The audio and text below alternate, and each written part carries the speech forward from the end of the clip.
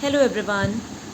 I hope that you all are doing well in this situation also, and I'm here to help you out in a better manner in your subject matter, that is economics.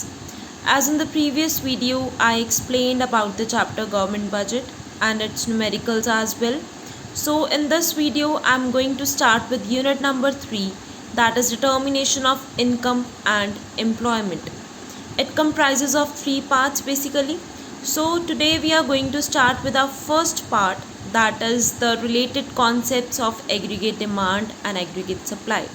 इस video में हम basics करेंगे हमारे aggregate demand और aggregate supply के बारे में, and then further we will move on to the next part of these units. अब बच्चे ये जो यूनिट है इसमें से in your board exam there will be 12 marks paper, right. In your board exams from this unit, that is unit number 3, आपका 12 marks का paper आएगा.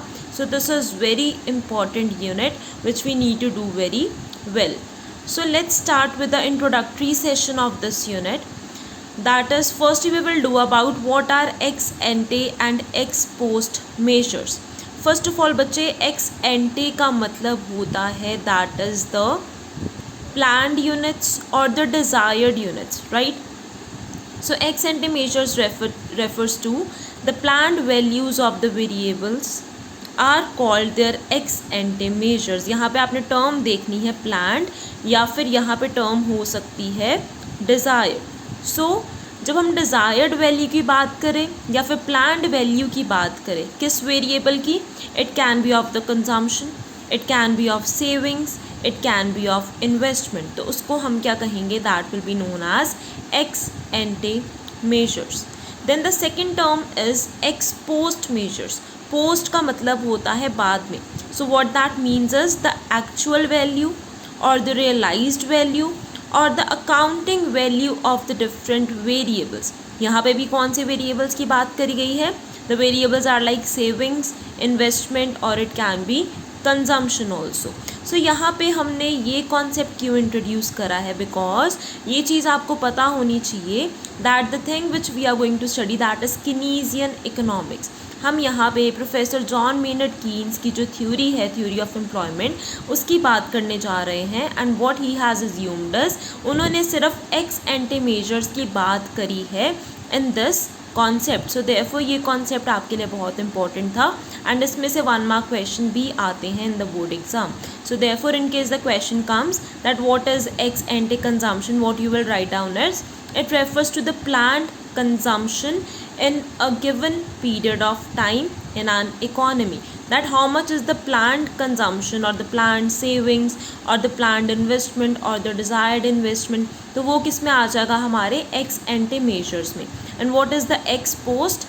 Ex post refers to the actual or the realized और the accounting value of the different variables की actually कितनी savings हुई है economy में, actually कितनी इन्वेस्टमेंट हुई है. So all these comes in the ex post measures. So यहाँ पे एक मैंने नोट में लिखी है एक line, that is the ex ante variables are the basis of determination of national income. की जब हम नेशनल इनकम डिटर्मिन करते हैं तो उसके बेसिस जो है वो कौन से वेरिएबल होंगे, the basis will be x एंटे variables only, that is the planned variables only. So this was about your introduction, that is ex ante measures and ex post measures. So now we are going to start with the concept and components of aggregate demand and aggregate supply. As the name of the chapter itself says is that इस chapter में हम करेंगे about aggregate demand, about aggregate supply and its related concepts. So now we are going to start with our first term, that is aggregate demand. Now बच्चे, इन are micro economics हमने study करा था about individual demand and market demand. Individual demand में था कि एक जो individual consumer है वो एक पर्टिकुलर प्राइस पे कितनी डिमांड कर रहा है, that was the individual demand. Market demand में था दैट एक पर्टिकुलर स्पेसिफाइड उन्होंने मार्केट बता दी थी, दैट इस मार्केट में कितनी डिमांड करी जा रही है of the commodities. But now we are talking about the aggregate demand. Aggregate term refers to the summation और द टोटल डिमांड. तो यहाँ पे टोटल डिमांड किसकी बात करी जा रही है, total demand in an economy, that is it refers to the value of total expenditure on all goods and services in an economy during a fiscal year. What that means is कि जो aggregate demand है वो क्या है? It refers to total expenditure, कि एक economy में कितना खर्चा करा जा रहा है किस चीज़ पे? on the goods and services, and ये टाइम पीरियड पे बेस्ड है, that is during a physical year, या फिर जिसको आप अकाउंटिंग ईयर भी कहते हो, that is from 1 April to 31 March. अब बच्चे यहाँ पे एक पीरियड ऑफ टाइम की बात करी गई है, so therefore aggregate demand is a flow concept. एक हमने स्टॉक कॉन्सेप्ट करा था, एक फ्लो कॉन्सेप्ट। फ्लो कॉन्सेप्ट में क्या था? It was the quantity measured during a specified period of time. तो यहाँ पे जो एग्रीगेट डिमांड की वैल्यू है वो एक पीरियड ऑफ टाइम के रिलेटेड है, दैट इज एक गिवन ईयर के अंदर अंदर how much expenditure is being done on the purchase of final goods and services. उसको हम क्या कहते हैं? That is known as the aggregate demand. Now the next thing comes is that according to the Keynesian theory of employment, जैसे मैंने आपको बताया हम किसकी थ्योरी पढ़ रहे हैं, we are studying the theory of professor John Maynard Keynes, जिन्होंने अपनी थ्योरी ऑफ एम्प्लॉयमेंट दी, जिसमें उन्होंने कहा दैट the aggregate demand of an economy depends on the level of employment. He said that कि जो aggregate demand है, that is जितना expenditure करा जा रहा है economy में या जितनी demand हो रही है वो किस चीज़ पे depend कर रही है? It is depending on the employment level. That means with aggregate demand increases with level of employment, कि अगर employment level increase हो जाएगा तो aggregate demand भी increase हो जाएगी, and in case there is decline in the level of employment तो aggregate demand भी फॉल कर जाएगी. What that means is there is direct और positive relation between the aggregate demand and level of employment. This was said by the John Maynard Keynes under his theory, Keynesian theory of employment. Then there comes that aggregate demand can be measured. Aggregate demand को हम measure कर सकते हैं with reference to the general price level, that actually what is the price level prevailing in the economy, उस पर depend कर सकता है हमारा aggregate demand. And second thing can be with reference to the level of income of the people, कि actually जो लोग expenditure कर रहे हैं उनका लेवल ऑफ इनकम कितना है जिस पे एग्रीगेट डिमांड डिपेंड करेगी. So these are the two references जिसकी हेल्प से हम एग्रीगेट डिमांड को मेजर कर सकते हैं. But now as per your syllabus we only need to study the second thing, that is किस तरीके से एग्रीगेट डिमांड को मेजर करा जा सकता है with reference to the level of income of the people, की इनकम के बेसिस पे किस तरह से एग्रीगेट डिमांड कंडक्ट करा जाएगा. सो बेसिकली अब इसका भी हम रिलेशन स्टडी कर लेते हैं. What it says is that कि जो एग्रीगेट डिमांड और इनकम है उनका पॉजिटिव रिलेशन है या फिर डायरेक्ट रिलेशन है. That is with the rise in the level of income aggregate demand also increases, और with the fall in the level of income aggregate demand falls. So what it means is that कि जब हमारी income increase होती है तो जो हमारे expenditure है जो हम डिमांड कर रहे हैं दैट विल ऑल्सो इंक्रीज. और यहाँ पे इंडिविजुअल डिमांड या मार्केट डिमांड की बात नहीं करी जा रही है, यहाँ पे एग्रीगेट डिमांड की बात हो रही है. That is the level of demand और the expenditure which is done by the different consumers or the producers on the purchase of final goods and services in an economy. एक economy में जो demand हो रही है of the different products उसकी बात करी जा रही है यहाँ पे. So what it says is that with the increase in income, with increase in the level of income of the people, aggregate demand also increases. So this was the basic introduction of the aggregate demand. अब हम बात करेंगे इसकी aggregate definition के बारे में.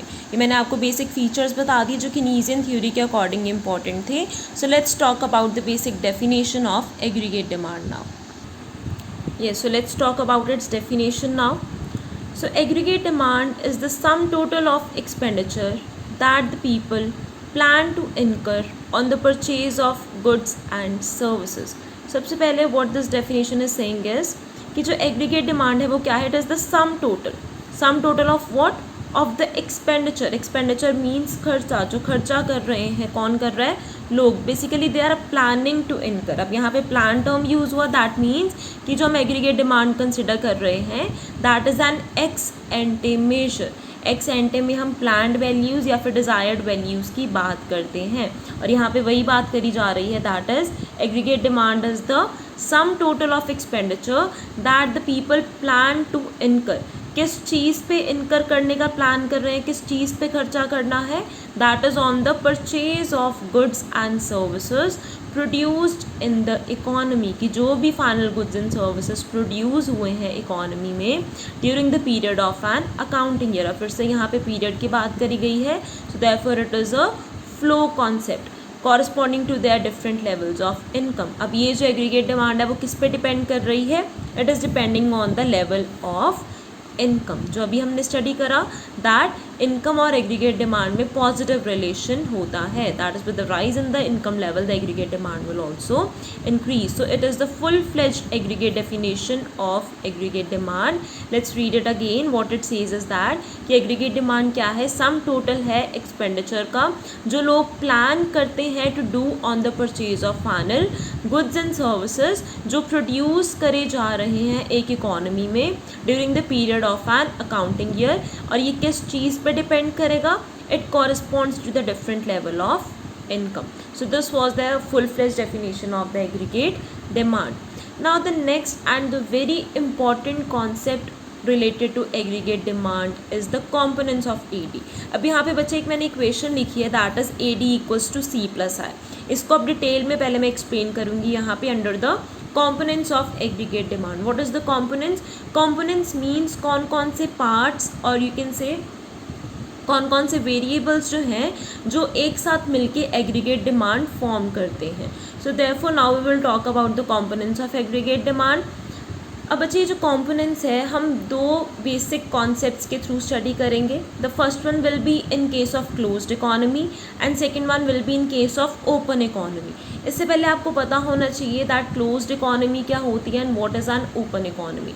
सो closed economy basically refers to that economy जिसकी transactions rest of the world के साथ या फिर फॉरेन नेशंस के साथ नहीं हो रही हैं. The transactions are being conducted within the domestic territory of a country, कि एक कंट्री की डोमेस्टिक बाउंड्रीज़ के अंदर या फिर डोमेस्टिक टेरिटरी के अंदर जो भी ट्रांजैक्शंस हो रही हैं we are considering only that. So that is the type of a closed economy की जिसकी transaction rest of the world के साथ नहीं हो रही हैं. That is a type of closed economy, right. So closed economy में बच्चे दो इकोनॉमीज़ आती हैं. The first one is 2 sector closed economy and second one is 3 sector closed economy. If you remember in my previous videos I have already explained you about the 4 sectors of the economy. मैंने आपको 4 sectors के बारे में बताया था.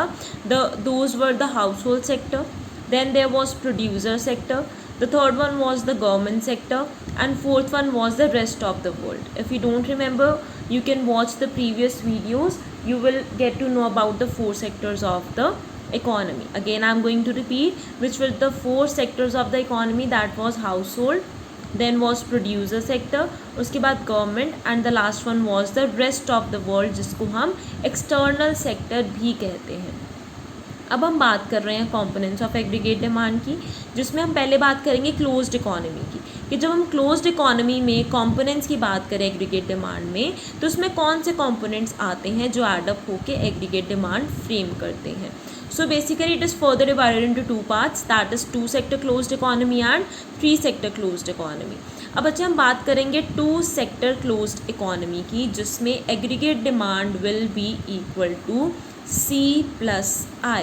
What this capital C refers here is that to household consumption expenditure. क्या मतलब है यहाँ पे, that is household consumption expenditure. It basically refers to कि वो एक्सपेंडिचर जो हाउस होल्ड्स करते हैं या जो कंज्यूमर्स करते हैं on the purchase of consumer goods उसको कहा जाता है house hold consumption expenditure.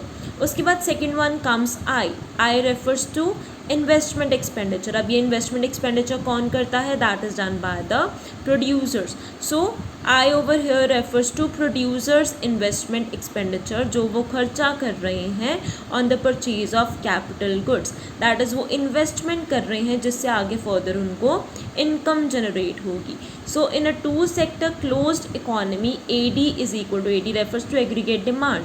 Aggregate demand equals to consumption expenditure plus investment expenditure, right. कि कितना कंज्यूमर्स एक्सपेंडिचर कर रहे हैं कंज्यूमर गुड्स पे एंड कितना प्रोड्यूसर्स एक्सपेंडिचर कर रहे हैं on the purchase of capital goods. जब इन दोनों को ऐड कर देंगे what we will get aggregate demand. Alright, then next one comes is the 3 sector closed economy.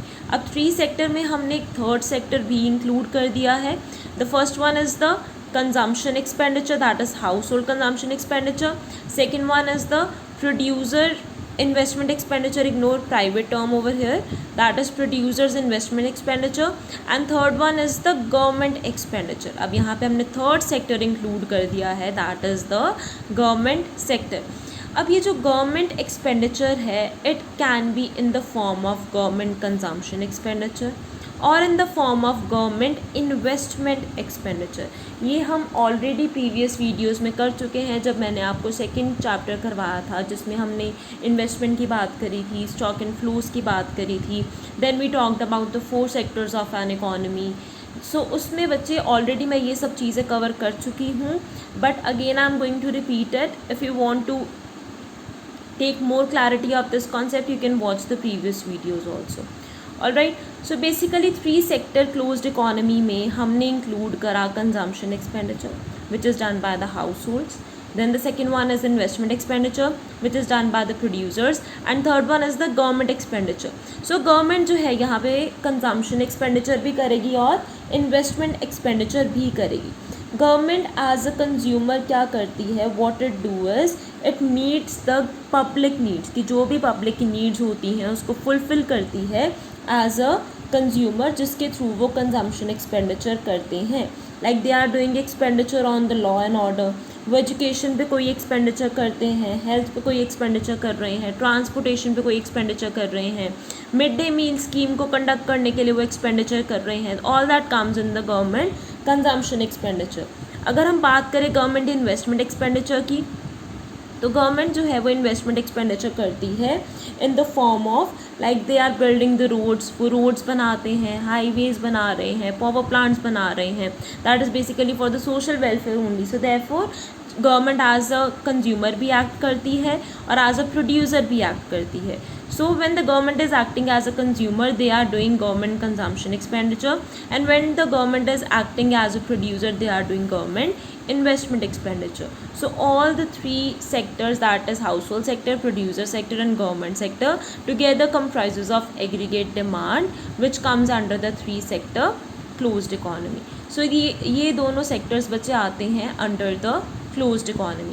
अब हम बात करेंगे ओपन इकोनॉमी के केस में एग्रीगेट डिमांड के कौन से कंपोनेंट्स हैं, which are the components of aggregate demand in an open economy. So first of all you must know what is an open economy. Like I told you about the closed economy कि closed economy क्या है, उसमें वो transactions या वो sectors आएंगे जो within the domestic territory lie कर रहे हैं। Now in case of open economy what that means कि हमारी इकोनॉमी अब ओपन अप हो गई है, we are having the trade relations with the rest of the world, हमारा एक्सटर्नल सेक्टर के साथ भी ट्रेड रिलेशंस हैं, हम लोग एक्सपोर्ट कर रहे हैं, इम्पोर्ट कर रहे हैं, सर्विसेज को एक्सचेंज कर रहे हैं, we are doing the transfer payments, और ये सब चीज़ें जो हैं these are the part of open economy. So in case of an open economy aggregate demand के कौन से कॉम्पोनेंट्स होंगे, it will include consumption expenditure, it will include investment expenditure, it will include government expenditure। यहाँ तक तो हमने already closed economy में कर लिया because these are the part of the domestic territory only. अब ओपन इकोनॉमी में we have added net exports, हमने एक और टर्म ऐड कर दी है net exports, which shows us the rest of the world और द एक्सटर्नल सेक्टर, जो हमें एक्सटर्नल सेक्टर के बारे में बताता है that how we are doing the transactions with the rest of the world. X over here refers to exports, M over here refers to imports. So जब हम export में से import minus कर देंगे what we will get is we will get the net exports, जिसको हम add कर देंगे in the aggregate demand. Now why we are adding exports, हम exports इसलिए ऐड कर रहे हैं because basically जब हम export करते हैं, export means अपनी कंट्री से goods को ट्रांसफ़र कर रहे हैं किसी दूसरी कंट्री में, दैट मीन्स हमारी कंट्री में हमारे प्रोड्यूस्ड गुड्स की डिमांड हो रही है फॉरेन नेशंस में। तो यहाँ पे वही तो हम बात कर रहे हैं कि हमारी कंट्री में कितनी डिमांड हो रही है, सो देयरफॉर हमने एक्सपोर्ट्स को ऐड कर दिया। और इम्पोर्ट्स को हमने सब्ट्रैक्ट क्यों करा है यहाँ पे, बिकॉज इम्पोर्ट्स क्या होते हैं, जब हम गुड्स की डिमांड करते हैं from the rest of the world, that means हम फॉरेन गुड्स की डिमांड कर रहे हैं, so which will be subtracted from the aggregate demand of our economy. So therefore इन दोनों को जब हम माइनस करेंगे we will get next net exports. Now what the next thing comes is that कि नेट एक्सपोर्ट्स की value हमेशा positive ही रहेगी, या वो नेगेटिव भी हो सकती है या ज़ीरो भी हो सकती है। Yes, the value of net exports can be positive, negative, और it can be zero. Positive किस केस में होगी, in case exports are greater than imports, की जो चीज़ें, जो गुड्स हम अपनी कंट्री से दूसरी कंट्रीज़ में सेल कर रहे हैं, जब वो ज़्यादा होंगे इम्पोर्ट से, तो उस केस में हमारे नेट एक्सपोर्ट्स की वैल्यू क्या होगी, पॉजिटिव होगी। Then in case exports are less than imports, कि हम बाहर जो चीज़ें एक्सपोर्ट कर रहे हैं वो कम है, रादर देन जो हम बाहर से चीज़ें इंपोर्ट कर रहे हैं वो ज़्यादा है। सो देयरफॉर इस केस में जो नेट एक्सपोर्ट्स की वैल्यू है वो क्या हो जाएगी, नेगेटिव हो जाएगी। Then in case exports are equal to imports, export imports के इक्वल हैं, तो उस केस में हमारे नेट एक्सपोर्ट्स की वैल्यू क्या हो जाएगी, ज़ीरो हो जाएगी। सो ये चीज़ भी आपको ध्यान में रखनी है। एंड ये जो सारा कॉन्सेप्ट है this we will do in our chapter national income, उसमें भी एक मेथड है दैट इज़ एक्सपेंडिचर मेथड, जिसमें हम ये सारी चीज़ों को दोबारा से स्टडी करेंगे। बट फॉर नाउ आपको ये चीज़ कंसिडर करनी है under the topic components of aggregate demand, जिसमें पहले हमने क्लोज्ड इकोनॉमी की बात करी कि क्लोज्ड इकोनॉमी में कौन से कंपोनेंट्स होते हैं एग्रीगेट डिमांड के। Then we talked about the open economy, कि ओपन इकोनॉमी में कौन से कंपोनेंट्स होते हैं of the aggregate demand. So this was all about our today's video, जिसमें हमने इंट्रोडक्शन करी है about the aggregate demand. Now in the next video I will explain you the schedule, that is aggregate demand schedule and aggregate demand curve, which is very very important from your examination point of view. आज जो हमने video में करा इसमें से objective type question ज़्यादा frame होते हैं for your board exams, so we need to prepare for that also. So in the next video I will explain you aggregate demand schedule and aggregate demand curve, along with that aggregate supply की भी आपको basic introduction बता दूंगी, that what is included in that also. So that was all about our today's class. Thank you so much everyone. Take care.